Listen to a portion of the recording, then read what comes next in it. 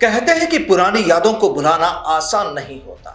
जो दर्द दिल में होता है वो आसानी से भुलाया नहीं जा सकता, और अगर वो दर्द सियासी हो तो फिर तो भुलाना वाकई नामुमकिन होता है, क्योंकि सवाल सियासी भविष्य का होता है। दरअसल ऐसा इस वक्त सूबे के दो किरदारों के साथ हो रहा है, सीएम अशोक गहलोत और पूर्व डिप्टी सीएम सचिन पायलट। अब अशोक गहलोत तो अपना दर्द खुद बयां कर रहे हैं और पहले भी कर चुके हैं, लेकिन बात जब पायलट की हो तो फिलहाल तो उनका दर्द पड़ोस के घर वाले ही कर रहे हैं। यानी उनका दर्द जो बयां कर रहे हैं वो पड़ोस के घर वाले ही कर रहे हैं। लेकिन ऐसा क्यों, वो भी आपको बताएंगे। नमस्कार, मैं हूं आपके साथ प्रदीप आजाद।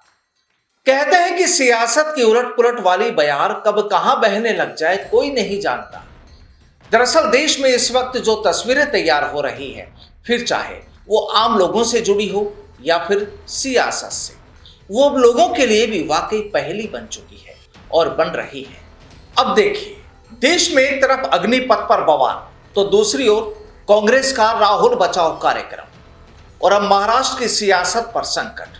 बात इन मुद्दों पर भी होगी, लेकिन आपको यह भी बता दें कि इस वक्त राजस्थान के सरदार तो दिल्ली में छाए हुए हैं, लेकिन भाजपा नेता गजेंद्र सिंह शेखावत ने तो सचिन पायलट को भी चर्चाओं में ला दिया।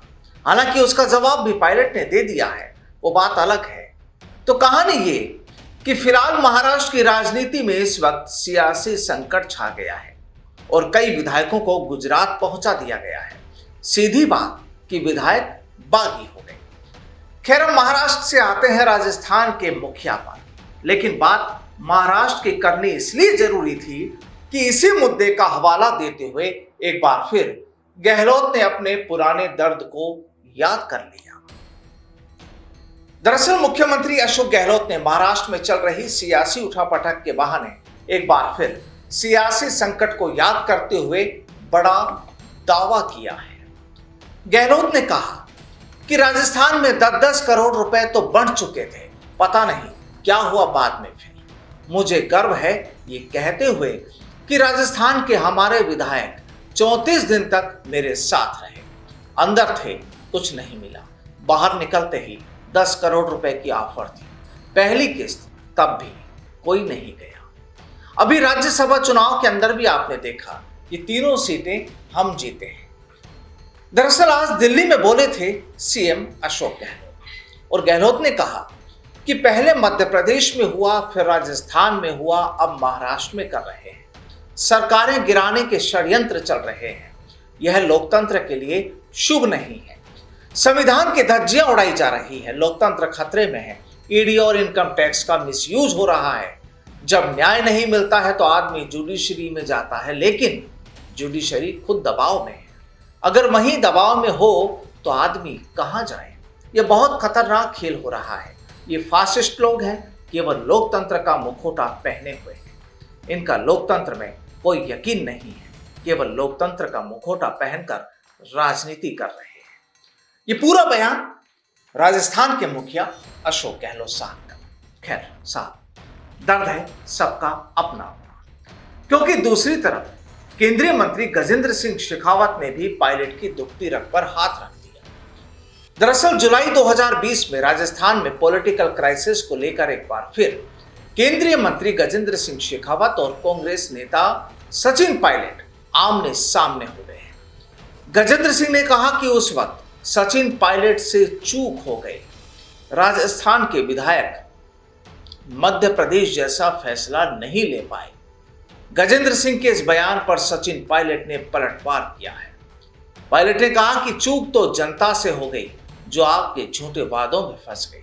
यानी खेला सियासी वार और पलटवार का। आपको बता दें कि इस पूरे विवाद की शुरुआत गजेंद्र सिंह शेखावत के बयानों से।